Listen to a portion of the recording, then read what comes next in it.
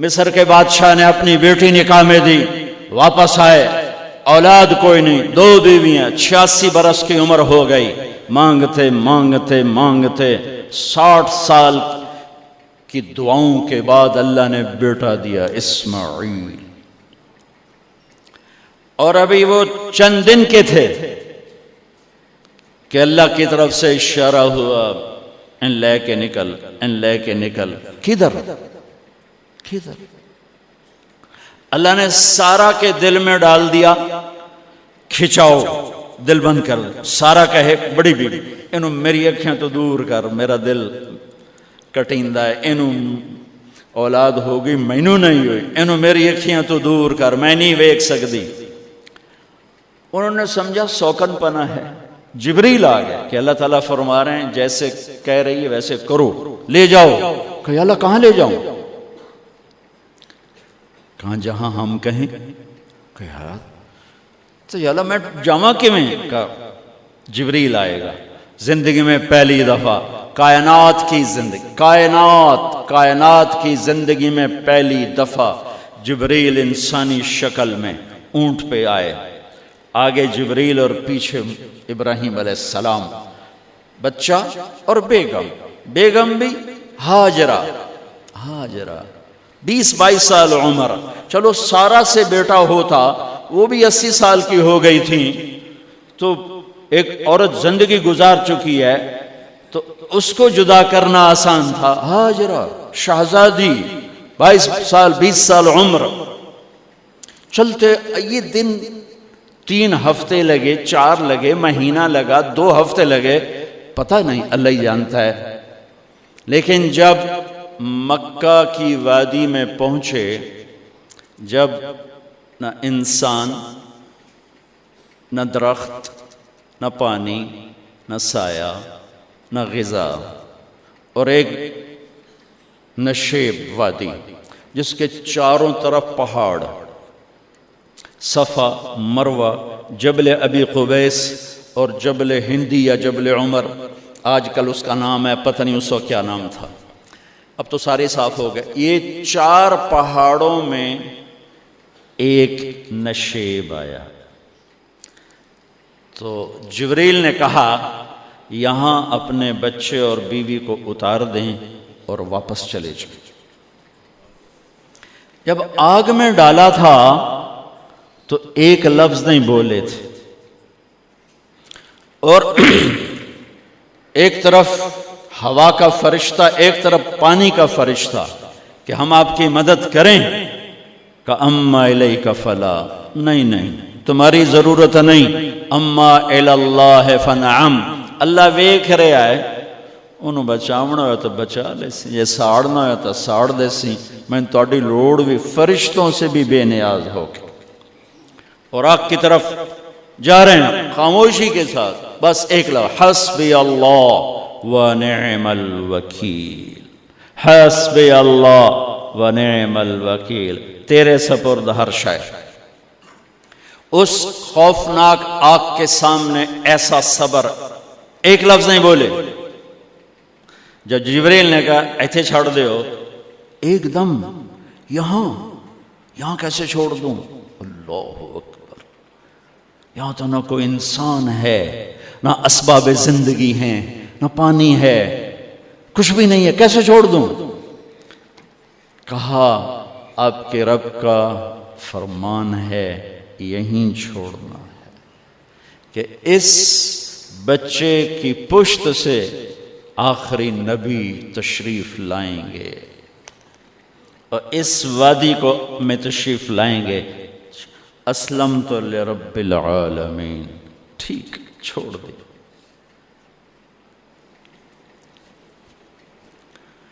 ہاجرہ تو نبی نہیں ہے نا، ہاجرہ تو شہزادی ہے۔ تو جب واپس مڑے وہ حیران ہو گئی، یہ کیا کر رہا، یہ کیا کر رہا؟ تو انہوں نے پوچھنا شروع کیا، اب کیا یہ کیا، مجھے کیوں چھوڑ کے جا رہا ہو؟ امر، خاموش، جواب نہیں دینا۔ بچہ گود میں ہے، تصور کرو 4000 سال پہلے دا مکہ میں کیویں وکھائیں، میں آپ نہیں ویکھ سکتا تو انہوں کیویں وکھائیں؟ کالے پہاڑ، انسان نہیں، ہوا کی سنسناہٹ، دھوپ کی تپش، پہاڑ کی آگ، پتہ نہیں کون سا مہینہ تھا اللہ ہی جانے، اور وہ جاری ہیں ساتھ ساتھ. کیوں میرا قصور کی ہے، میں نے چھڑیا کیوں بھائی، جاندہ کدے پہ ہیں، کوئی غلطہ دس. چلتے چلتے کدئی پہنچے. کدئی کوئی 3 میل 3 میل. تو ہاجرہ کو خیال آیا یہ اللہ کے نبی ہیں، کوئی اتو نہ گال لائی ہوئے. تو 3 میل کے بعد اللہ امرک، کیا یہ اللہ نے کہا ہے کہ میں نے اتنے چھاڑ دے تو میرے پتر نو؟ اللہ کیا ہے؟ تو ابراہیم علیہ السلام نے سر ہلایا، کہا اذن لن یضیعنا اللہ. ایک اور ہاجرہ نے جنم لیا. پہلے ایک ماں بن کے سوچ رہی تھی، بیوی بن کے سوچ رہی تھی، اب وہ ایک مومنہ بن کے سوچ ابھری، ایمان والی بن کے سوچ ابھری. اچھا جاؤ، جس رب نے کہا ہے وہ رب مجھے ضائع بھی نہیں کرے گا. جاؤ. میں جب تصور کرتا ہوں میری آنکھوں کے بند ٹوٹ جاتے ہیں کہ اس نے خامند کو جاتے ہوئے کیسے دیکھا ہوگا. پچھا پیکے تک کوئی نہیں جتے ہو جاتے بہ جاؤں، کوئی 4 بندے بھی کوئی نہیں، چلو پردیسی صحیح، عزت دا زمانہ آئی، ہر ایک دی بیٹے نو بیٹی سمجھا جاندہ آئی، پیچھے کوئی نہیں ہے. وہ اپنے خامند کو دیکھے جا رہی ہے اور وہ پیچھے مڑ کے دیکھنے کی ہمت نہیں فرما رہے ہیں. جب وہ چلتے چلتے پہاڑ کی چوٹی سے نیچے اترے، پھر وہ بوجھل قدموں سے واپس ہوئی. میں الفاظ کہاں سے لاؤں کہ اس چال میں درد دل میں ہوتا ہے. مجھے لگتا ہے ان کے رومے میں درد تھا. جن پتھروں پہ قدم رکھ رہی تھیں وہ بھی رو رہے ہوں گے اس وقت. جو ہوا ٹکرا رہی ہوگی وہ بھی دھاڑے مارتی ہوئی گزرتی ہوگی. چمکتا سورج آگ برساتا ہے، وہ آنسو برسا رہا ہوگا اس وقت. اور ابراہیم جیسی ہستی، عزم کے پہاڑ، صبر کے پہاڑ، جب پہاڑ سے نیچے ہوئے تو ایک دم اونٹ سے چھلانگ لگا تھا. بیوی نے نہیں دکھایا. جب نیچے ہو گئے، بیگم غائب ہو گئی، پہاڑ سے نیچے اترے، پھر یوں منہ کر کے ہاتھ اٹھائے، ربنا انی اسکنت من ذریتی بواد غیر ذی زرع عند بیتک المحرم. میرے رب تو میں نے امر کیتا ایتھے چھڑ، اے جنگل، نہ بندہ نہ پرند، میں چھڑ کے اے جاندہ پیا. اسلمت لرب العالمین. ابراہیم علیہ السلام کی زندگی پیغام ہے.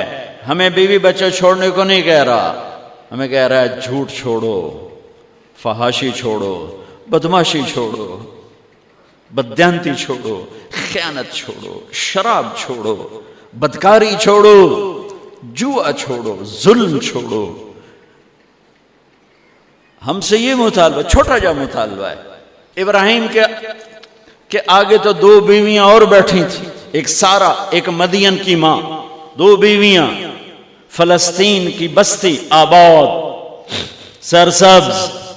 ہاجرہ کے پاس کیا تھا؟ کالے پہاڑ، پانی بھی کوئی نہیں ہے. مجھے خیال آتا جب رات آئی ہوگی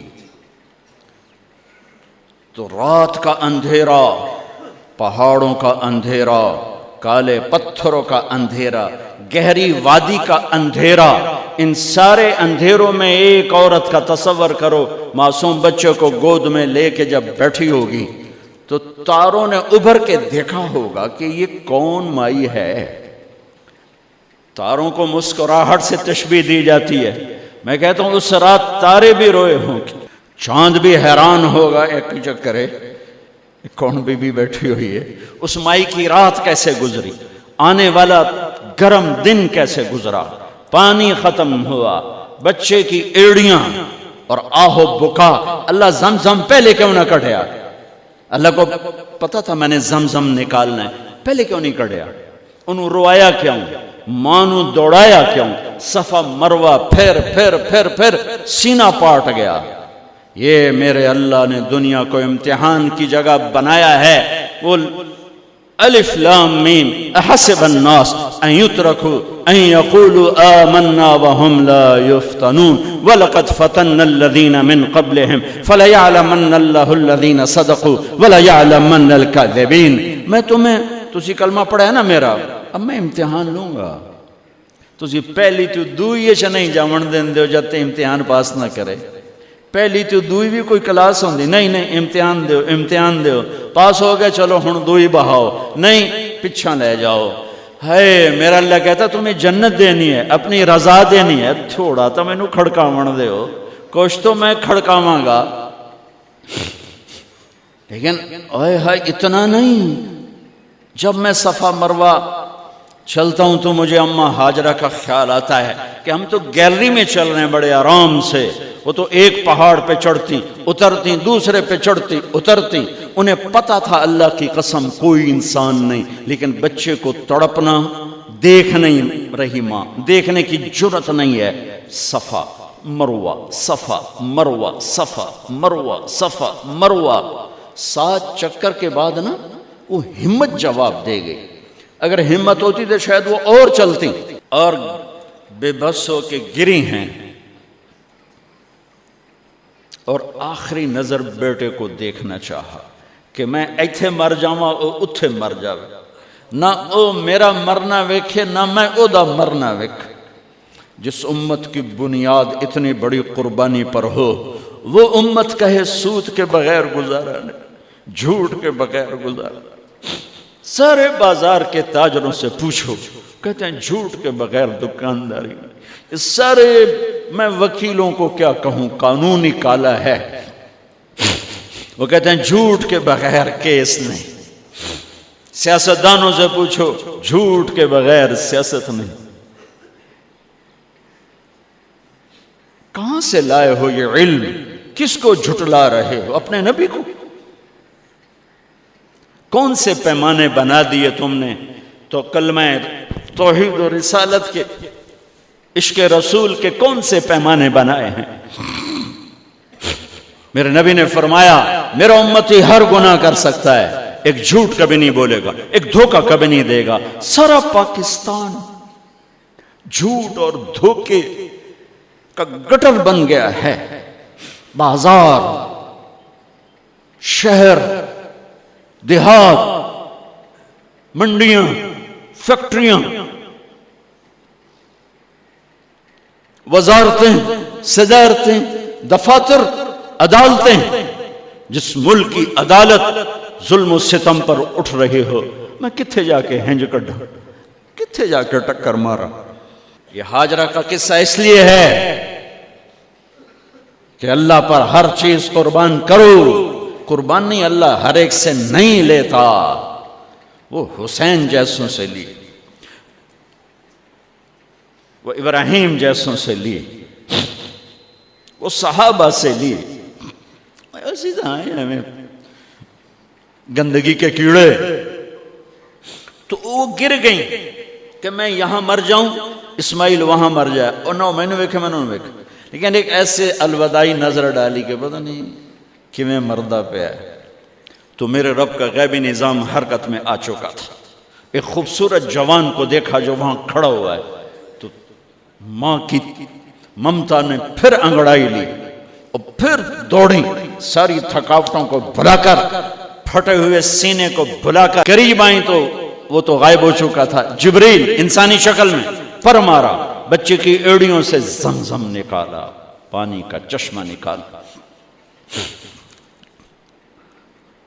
اور وہ غائب، اور پانی ابل رہا تھا۔ ان کا زمزم زمزم، عبرانی زبان میں زمزم، رک جا رک جا۔ میرے نبی نے کہا اللہ میری ماں کا بھلا کرے، وہ زمزم نہ کہتی تو یہ پورا اللہ دریا بنا دیتے، پر اللہ نے انہوں کھوئی بڑا بنائی، دریا نہیں بنا بنا۔ کیا پانی ہے؟ کنویں کا پانی کھڑا ہو، بیچ میں مینڈک پیدا ہو جاتے ہیں، کیڑے پیدا ہو جاتے ہیں، کتنے پونگ پیدا ہو جاتے ہیں، مچھر پیدا ہو جاتے ہیں، اس میں گھاس نکل آتی ہے، کائی نکل آتی ہے، ساری دنیا میں پھر کے جاؤ دیکھو، واحد زمزم کا کنواں ہے جس میں مینڈک پیدا نہیں ہوتا، کیڑے پیدا نہیں ہوتے، پونگ پیدا نہیں ہوتے، کوئی مچھر پیدا نہیں ہوتا، کوئی گھاس پیدا نہیں ہوتا، کوئی کائی پیدا نہیں ہوتی، صاف شفاف۔ اور جو ہی اوپر سے موٹر چلتی ہے پانی کو کھینچنے کے لیے تو 6-7 سوراخ ہیں۔ سب سے بڑا سوراخ بیت اللہ کی طرف ہے، حجر اسود کی طرف ہے، اس سے پانی ابلتا ہے طوفان کی طرح، اور جو ہی موٹر بند ہوتی ہے تو وہ چشمے کا پانی، وہ سوراخوں سے پانی بند ہو جاتا ہے۔ یہ میرے رب کی مدد، نصرت، کہ تم اللہ کو راضی کرنے کے لیے قدم اٹھاؤ، تمہارا ہاتھ پکڑ لے، تم اس کی رحمت تمہیں اپنی چھاؤں میں لے لے گی۔